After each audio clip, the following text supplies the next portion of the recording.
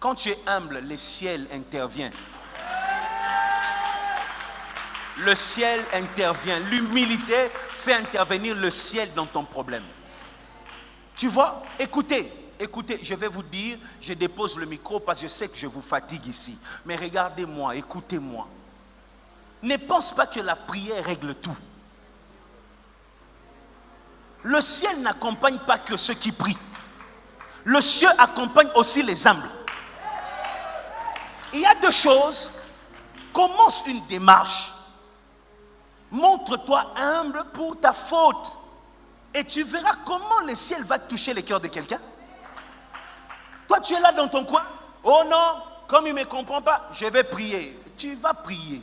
On reviendra en 2025, tu vas prier. Tu auras les cheveux blancs en priant. Et nous, on va te laisser ici. On construit notre cité Bethel là-bas. On te laisse ici. Tu vas prier. Tu deviens gardien du temple ici. Sois humble.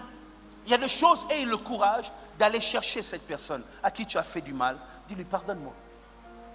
Pardonne-moi. Et quand tu dis pardonne-moi, il ne faut pas dire Soki na salaki o mabe. Soko mona kiango mabe. Donc ça veut dire quand tu dis Soki o mona kiango mabe, ça dit ça dépend de toi. Parce que nga na mona na ngango mabe te. Non. Je reconnais ce mal. Je reconnais que j'étais offensé. Je reconnais que je n'ai pas été droit. Je reconnais que je n'ai pas été juste. Pardonne-moi. Pardonne-moi. Et tu verras comment le ciel va descendre. Vous savez, beaucoup de couples séparés aujourd'hui.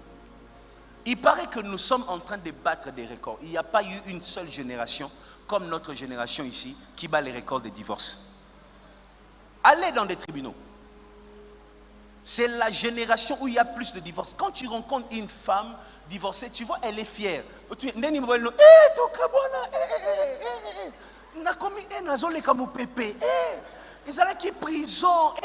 Pardon, la réserve que Mikolo n'a pas été. Elle dit ça, elle est heureuse. Ok? Comme si le divorce est devenu une fierté. Ok? Je ne veux pas mettre mal à l'aise les divorcés. Ce n'est pas mon objectif. Je ne suis pas ce pasteur-là. Ok?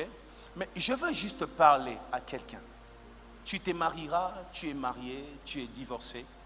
Mais vous savez, la plupart des gens séparés, ce n'est pas parce qu'il n'y a plus l'amour. Vous remarquerez que la personne qui t'a dit je divorce là, à 3 heures du matin, la personne a son téléphone avec tes photos. La personne regarde, il regarde les photos, il regarde, est-ce que tu es en ligne? Est-ce que tu follow quelqu'un sur, sur Instagram? Tu vois? C'est souvent ça. Vous savez pourquoi? Ce qui est à la base de divorce, 70%, ce n'est pas le manque d'amour. C'est le manque d'humilité. Vous allez me comprendre. Le manque d'humilité. Ce n'est pas le manque d'amour, c'est le manque d'humilité. L'amour est là, mais jamais. Si j'accepte, jamais. Si ça continue comme ça, jamais. C'est le manque d'humilité qui sépare plus que le manque d'amour. Et j'ai l'impression, je veux le dire aujourd'hui au 3e culte parce que je parle toujours ici. Laissez-moi vous dire que parfois l'amour ne peut rien face à l'orgueil. Parfois l'orgueil est plus fort que l'amour. Même l'amour cède quand l'orgueil a décidé de prendre le contrôle. Beaucoup, c'est juste que c'était une chose que je n'ai pas acceptée. Écoute, dans toutes les dimensions, à tout le niveau, dans toutes les relations du monde, amicales, amoureuses, pastorales, ecclésiastiques, gouvernementales, il faut qu'il y ait quelqu'un qui descend et quelqu'un qui monte. Je ne dis pas qu'il faut qu'il y ait quelqu'un qui descende éternellement. Ça, c'est le satanisme. faut voir les sœurs de la chorale, comment elles sont heureuses. Écoutez, le satanisme, c'est ça. Il n'y a pas une personne où c'est écrit que lui doit monter tous les jours, l'autre doit descendre tous les jours. Ça dépend des circonstances. Moi, je descends aujourd'hui, j'ai commis une erreur. Demain, toi, tu as commis une erreur. Descends aussi. Ce n'est pas parce qu'on est l'homme qu'on ne doit pas descendre. Ce n'est pas parce qu'on est grand frère qu'on ne doit pas descendre. Ce n'est pas parce qu'on est père qu'on ne doit pas descendre. Arrêtez-moi vos choses là. Bah papa, tout le monde va senga pardon. C'est quoi ça? Moi, j'ai pas de problème. Ce qui papa mutumundu neti Christian, tu es papa, yo senga pardon.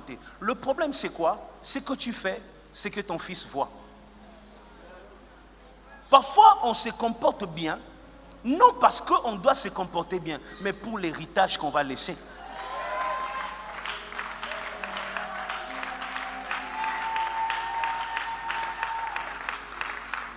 C'est là maintenant que vous aimez ma prédication.